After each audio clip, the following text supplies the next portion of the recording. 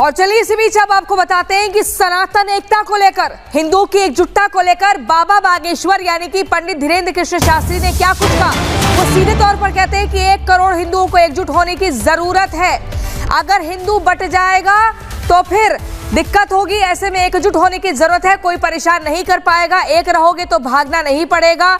हिंदू एक होते तो मानस नहीं जलता। हिंदुओं को एकजुट होने की जरूरत है। पंडित धीरेन्द्र कृष्ण शास्त्री ने सीधे तौर पर कहा कि 1 करोड़ कट्टर हिंदू की आवश्यकता है देश को। क्या कुछ कहा, सुनवाते हैं आपको।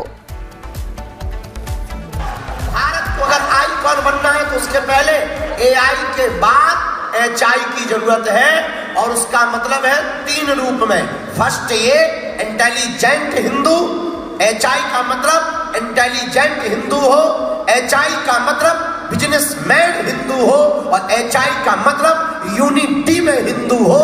हिंदू एक हो, हिंदू औद्योगिक जगत में हो, और हिंदू पढ़ा लिखा हो, ताकि वो विदेशों में भी जाकर अपनी सनातन संस्कृति का पताका लहरा सके। इसीलिए रामपुर वालों, हम ना तो प्रवचन सुनाने आए हैं, ना हम केवल शकल दिखाने आए, ना फोटो खिंचवाने आए। तुम जरूर सेल्फी के लिए आ सकते हो।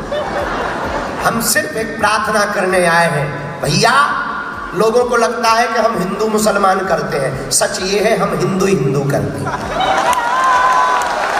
हम किसी भी मजहब के खिलाफ नहीं हैं। सबको जीने का अधिकार है। हम सिर्फ आप लोगों के खिलाफ हैं। बुरा ना मानना।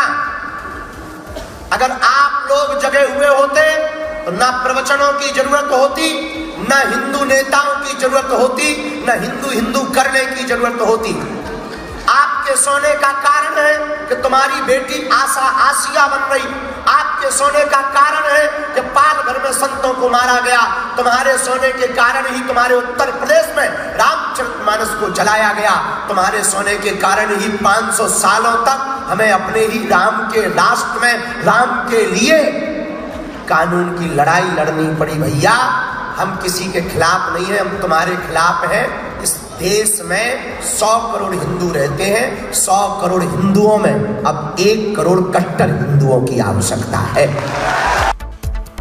और अब बात करते हैं कासगंज के चंदन हत्याकांड की, जिसमें चंदन के गुनहगारों पर शिकंजा कसा जा रहा है।